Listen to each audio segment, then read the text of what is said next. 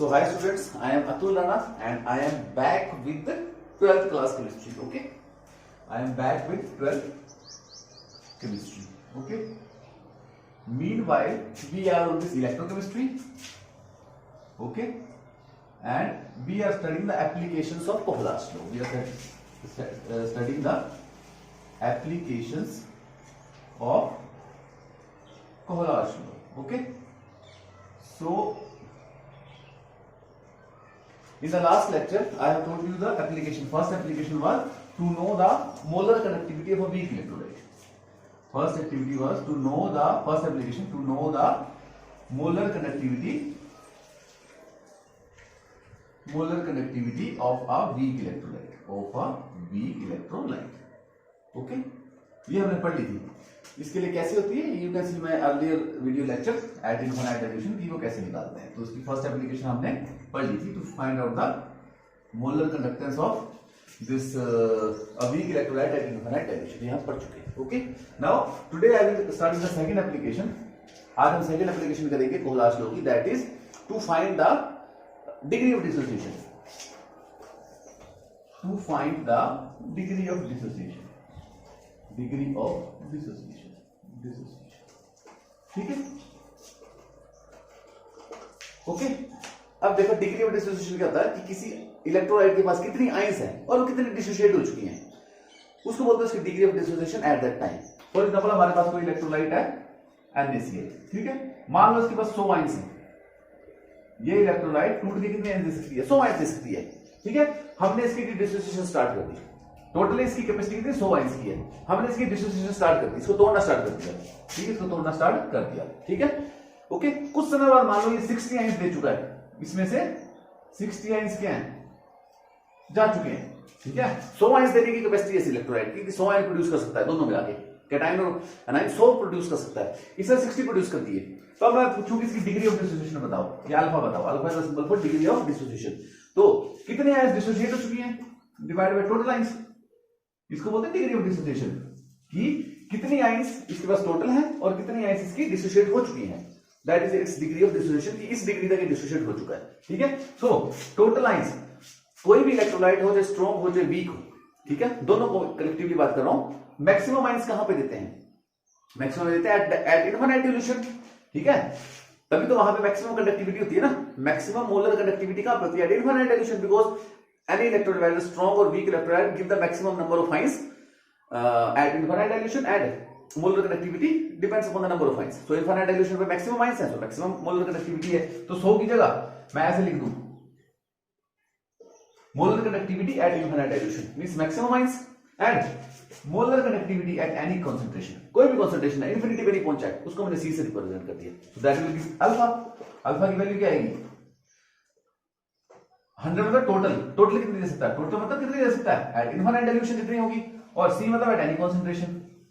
So in this way we can find out the degree of dissociation. Okay, degree of dissociation का पता लग जाएगा, alpha का पता लग जाएगा कि मोलर कंडक्टिविटी इनफाइनाइट डाइल्यूशन पे कितनी है और हमें गिवन कितनी है. ठीक है, मोलर कंडक्टिविटी किसकी वजह से? आयंस की वजह से. ठीक है, मैक्सिमम आयंस कहां मिलती है? इनफाइनाइट डाइल्यूशन पे. ठीक है, तो molar conductivity infinite dilution divide by molar conductivity eight any concentration. ठीक है, किसी भी कंसंट्रेशन पे. तो ये 60 डिवाइड बाय 100 ऐसे करके फार्मूला बन गया. तो दिस यू अंडरस्टैंड. ओके, अब इसका न्यूमेरिकल आएगा तो अपने पता लग जाएगा तुम्हें. वो फार्मूला याद रखो बस, ये आता है, ये फार्मूला है. ओके, अब इसकी थर्ड एप्लीकेशन आ गई. सेकंड और थर्ड एप्लीकेशन का जो न्यूमेरिकल है वो एक साथ कराता हूं मैं. ठीक है, इकट्ठा हो जाएगा. अब इसकी थर्ड एप्लीकेशन आ गई. This is the third application. Third application क्या है इसकी? थर्ड एप्लीकेशन है to find the dissociation constant. To find the dissociation constant. To find the dissociation constant. Okay, to find the dissociation constant. देखो तुमने पिछली class में chapter पढ़ा है इक्विलिब्रियम, तो तुमने एक चीज पढ़ी होगी, A plus B changes into C plus D. Okay, so जब कोई सिस्टम इक्विलिब्रियम पे है तो उसका इक्विलिब्रियम कांस्टेंट किसके बराबर होता है? ठीक है, किसके बराबर होता है? Concentration of C D divide by concentration of A concentration of B. इसके बराबर होता है. ठीक है, ये कौन सा लॉ था? ये था ना लॉ ऑफ मास एक्शन और लॉ ऑफ केमिकल इक्विलिब्रियम, कि when a system is at equilibrium तो उसका इक्विलिब्रियम कांस्टेंट किसके बराबर होता है? Concentration of product divided by concentration of reactant. ठीक है, इसको बोलते हैं dissociation constant.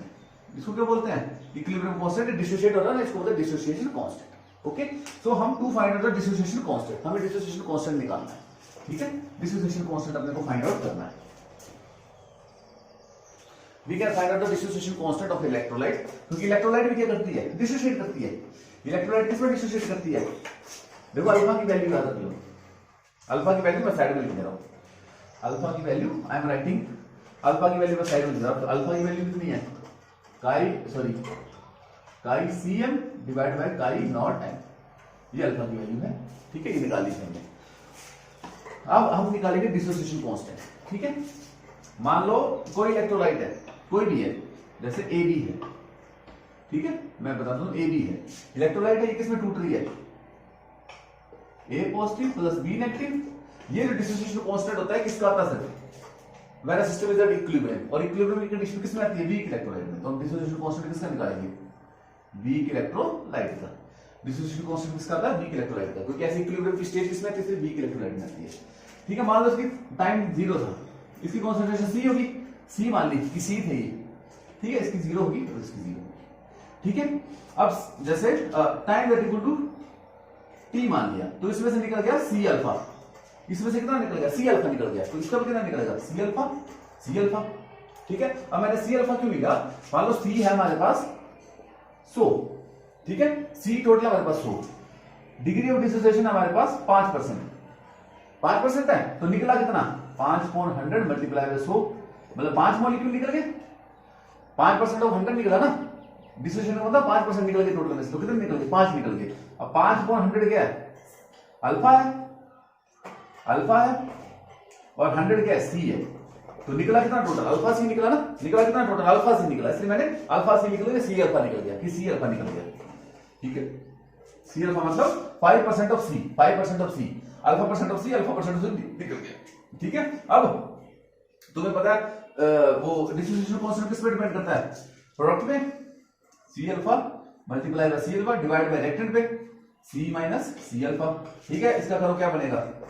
C square alpha square multiply करके इसका 1 माइनस अल्फा, कॉमन ले लो, C 1 माइनस अल्फा, एक से एक कट गया, क्या बच गया? दैट इक्वल टू, देखो C एक से एक कट गया तो C बच गया, alpha square upon 1 minus alpha. तो ये वैल्यू किसकी आ गई? ये वैल्यू आ गई डिग्री ऑफ डिसोसिएशन की, ये वैल्यू होगी डिसोसिएशन कांस्टेंट। तो डिसोसिएशन कांस्टेंट किस पे डिपेंड करता है? अल्फा पे। अगर अपने ने अल्फा निकाल लिया तो डिसोसिएशन कांस्टेंट अपने आप निकल जाएगा। अगर अपने ने अल्फा निकाल लिया तो डिसोसिएशन कांस्टेंट अपने आप निकल जाएगा। सो एक तीर से दो निशाने हो जाएंगे ना, अगर हमने अल्फा निकाल लिया तो डिसोसिएशन कांस्टेंट अपने आप निकल जाएगा। तो ये तीन चीज निकालता है, वीक इलेक्ट्रोलाइट की क्या बोलते कंडक्टिविटी निकाल देता है इनफाइनाइट डाइल्यूशन पे, अल्फा निकाल सकता है, अल्फा मतलब डिग्री ऑफ डिसोसिएशन की इलेक्ट्रोलाइट कितनी टूटेगी, और डिसोसिएशन कांस्टेंट की जब टूट रही है तो डिसोसिएशन कांस्टेंट कितना है वीक इलेक्ट्रोलाइट का। तो देखो तो फार्मूला इंपॉर्टेंट है, ये फार्मूला और ये फार्मूला, इसको नोट डाउन कर लो। ठीक है, अब इसी की बेस में मैं न्यूमेरिकल कराऊंगा। ठीक है, हाय स्टूडेंट, तो अब ये न्यूमेरिकल है। देखो ये न्यूमेरिकल तुमने कर लिया तो खलास होगा, कोई भी क्वेश्चन है तुम कर सकते हो आराम से। ठीक है, अब देखो उसको न्यूमेरिकल को सबसे पहले स्टेटमेंट पढ़ना बहुत जरूरी है। स्टेटमेंट में क्या दिया है कि कोई टेम्परेचर 291 केल्विन, उसमें molar conductivity eight infinite dilution, molar conductivity eight infinite dilution, molar conductivity eight infinite dilution, molar conductivity eight infinite dilution का मतलब क्या है? डेल्टा नॉट किसके लिए? NH4Cl, NH4Cl के लिए कितनी दी हुई है? 129.8 सीमन सेंटीमीटर स्क्वायर। आगे NH4Cl के बाद NaOH के लिए कितनी दी हुई है? NaOH के लिए दी हुई है, देखो कितनी दी? 217.4 सीमन सेंटीमीटर स्क्वायर। और molar conductivity for NaCl, NaCl के लिए कितनी दी हुई है? 108.9 सीमन सेंटीमीटर स्क्वायर, ये दिया हुआ है। ठीक है, अब if the molar conductivity of centi normal solution, centi normal का मतलब है 10⁻² नॉर्मल। ठीक है, कोई सॉल्यूशन है NH4OH का, उसकी सेंटी नॉर्मल सॉल्यूशन की कंडक्टिविटी इनफाइनाइट डाइल्यूशन पे नहीं बता रहे हैं, सिंपल कंडक्टिविटी कितनी है इसकी? 9.33। तो इसकी सिंपल कंडक्टिविटी NH4OH की कितनी है? 9.33 सीमन सेंटीमीटर स्क्वायर। ओके, अब हमें निकालना क्या है? हमें निकालना है इसकी, ये निकालना है, कि इसकी सॉरी हमें क्या निकालना है इसका, हमें निकालना अल्फा किसका, NH4OH का, कि NH4OH जब डिसोसिएट होगा तो उसका अल्फा कितना आएगा, और सेकंड अपने को क्या निकालना है उसका डिसोसिएशन कांस्टेंट किसका, NH4OH का। ठीक है, दो चीजें निकालनी है, क्वेश्चन ढंग से पढ़ लेना, ये पूछा हुआ इस पे। ठीक है, ये गिवन है। ओके, हमें इसका अल्फा निकालना है। अल्फा निकालने के लिए फार्मूला क्या था, सामने लिखा हुआ, पीछे उस तरफ देखो, फार्मूला के लिए अल्फा निकालने के लिए फार्मूला है काई सी मोलर कनेक्टिविटी अपॉन काई नॉट मोलर कनेक्टिविटी। तो सी का नोट दिया हुआ है, कितना दिया हुआ है 9.33 डिवाइड बाय काई नोड n। ठीक है, तो यहां पे NH4 की अगर इनफाइनाइट डाइल्यूशन हमने निकाल ली तो अल्फा की वैल्यू आ जाएगी, और अगर अल्फा की वैल्यू होगी तो केसी की वैल्यू आ जाएगी। समझते मेरी बात को, अल्फा और केसी निकालना है। अल्फा निकालने का फार्मूला क्या है, सिंपल कितनी कॉन्सेंट्रेशन है और इनफाइनाइट डाइल्यूशन पे कितनी कंडक्टिविटी है। तो सिंपल पे तो कंडक्टिविटी गिवन है, इनफाइनाइट पे निकाल सकते हैं डाटा से by using first Kohlrausch law application. Infinite वाली निकाल लेंगे और ये निकल गई तो अल्फा आ जाएगा, और अल्फा आ गया तो केसी आ जाएगा। सिंपल सी बात है, सारी की सारी गेम इस पे टिकी हुई है, इस पे टिकी हुई है। ठीक है, सो देखो NH4OH की निकालनी। अब तुम ये देखो यहां से NH4Cl और NaOH को प्लस करो, क्या बनता है देखो, क्या आइंस आएगी इसमें। तुम देखो एस्टिमेट लगाना होता है अपने हिसाब से, इसको मैंने 1 बोल दिया, इसको मैंने 2 बोल दिया, इसको मैंने 3 बोल दिया, अपने हिसाब से एस्टिमेट लगाना होता है। बीके केमिस्ट्री स्टूडेंट तुम्हें दिमाग में होना चाहिए एस्टिमेट। ठीक है, तो अगर 1 + 2 माइनस 1 + 2 माइनस 3 कर दें, ठीक है, क्योंकि तो बी की इलेक्ट्रोलाइट है, ये स्ट्रॉन्ग है, स्ट्रॉन्ग है, स्ट्रॉन्ग है। तो कोहलास लॉ बोलता था कि कैटायन की कंडक्टिविटी सेम होती है, चाहे वीक से मिले या स्ट्रॉन्ग से मिले। तो इसकी कंडक्टिविटी किस पे डिपेंड करेगी, NH4OH की कंडक्टिविटी किस पे डिपेंड करेगी, NH4 पॉजिटिव आयन पे, वो हम कहां से कहां उठा लेंगे, यहां से उठा लेंगे, और OH नेगेटिव आयन से वो यहां से उठा लेंगे। तो जो ये होता है NH4 है और OH है, ये कहां मिला है, इससे इन दोनों से मिला ना, NH4 और OH, तो इसलिए इन दोनों को ऐड कर देना और बाकी को माइनस कर देना।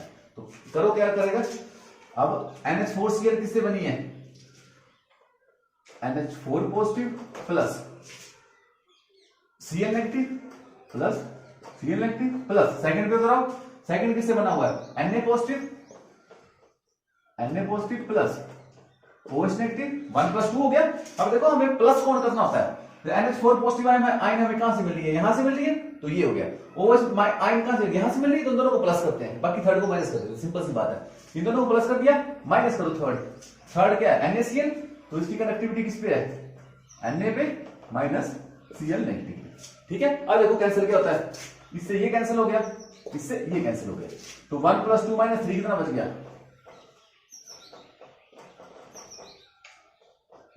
ठीक है, ये किसकी कंडक्टिविटी के बराबर बच गया, वीक इलेक्ट्रोलाइट की।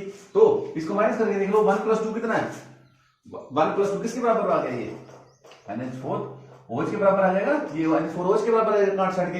तो 1 + 2 कर लो, 129.8 प्लस 217.4 माइनस 108.9, तो इसको करके तुम्हारे पास आएगा 238.2 सीमन सेंटीमीटर स्क्वायर। तो NH4OH यानी बी की इलेक्ट्रोलाइट की इनफाइनाइट कनेक्टिविटी आ गई, इसकी इनफाइनाइट कनेक्टिविटी आ गई, कितनी आ गई, हमें यही चाहिए थी, इसकी इनफाइनाइट कनेक्टिविटी कितनी आ गई 238.2, इस डाटा से निकाल ली। ठीक है, तो NH4OH की निकालनी थी ना, तो NH4 इससे मिलेगा, OH इससे मिलेगा, दोनों को प्लस कर दो, तीसरे को माइनस कर दो।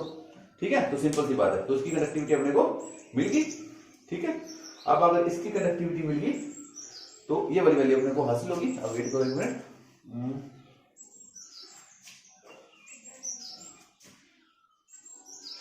ये वैल्यू याद रखो 238.2, ये आ गई वैल्यू। हमने कोहलाज का फर्स्ट एप्लीकेशन फाइंड आउट करके कल लगा के ये निकाल लिया। ठीक है, ये हमने निकाल लिया, कोहलाज की फर्स्ट एप्लीकेशन का यूज करके हमने ये निकाल लिया। ठीक है, तो ये निकल गया 238.2। तो अब देखो डिग्री ऑफ डिसोसिएशन किसके बराबर होती है, अल्फा, वहां पे फार्मूला पड़ा हुआ है काई नोड m डिवाइड बाय काई Cm एट एनी कंसंट्रेशन। यहां पे कंसंट्रेशन कितनी है इसकी 0.001 नॉर्मल। कैसे, सेंटी नॉर्मल बोला था ना, सेंटी नॉर्मल का मतलब है 10⁻² नॉर्मल, तो ऐसे लिख लो। ठीक है, इस पे कंसंट्रेशन इसकी दी हुई है और इसमें हमने निकाल ली। इस पे कितनी दी हुई है 9.33 और इस पे कितनी दी हुई है 238.2 हमने निकाल ली। तो इसको काटोगे तो आ जाएगा तुम्हारे पास डिग्री ऑफ डिसोसिएशन 0.0392। तो फर्स्ट क्वेश्चन तो सॉल्व हो गया, हमने अल्फा की वैल्यू निकाल ली, ठीक है, अब सेकंड हमें निकालनी है केसी की। ठीक है, अल्फा किसका ये NH4OH का, डिग्री ऑफ डिसोसिएशन किसकी, वीक इलेक्ट्रोड NH4OH की, तो डिसोसिएशन कांस्टेंट किसका ये NH4OH का ये, क्या फार्मूला है, C alpha square upon 1 minus alpha, C क्या है, कंसंट्रेशन कितनी है इसकी 0.001, अल्फा क्या है 0.0392 का स्क्वायर अल्फा क्या divide by 1 minus alpha 1 minus 0.0392, ठीक है, इसको कांट साइड करोगे तो केसिंग वैल्यू निकली 1.599 न्यूटन माइनस 5 यूनिट प्लस, तो केसिंग की वैल्यू भी निकाल दी NH4OH के लिए, मतलब डिसोसिएशन कांस्टेंट की, और डिग्री ऑफ डिसोसिएशन भी निकाल दी हमने इतनी, ठीक है, डिग्री ऑफ डिसोसिएशन निकाल दी, तो क्वेश्चन सॉल्व कर दिया, सिंपल सा क्वेश्चन है, बस फर्स्ट सेकंड थर्ड तीनों लॉस का इस्तेमाल हो गया, ठीक है, तीनों एप्लीकेशन का इस्तेमाल हमने कर दिया।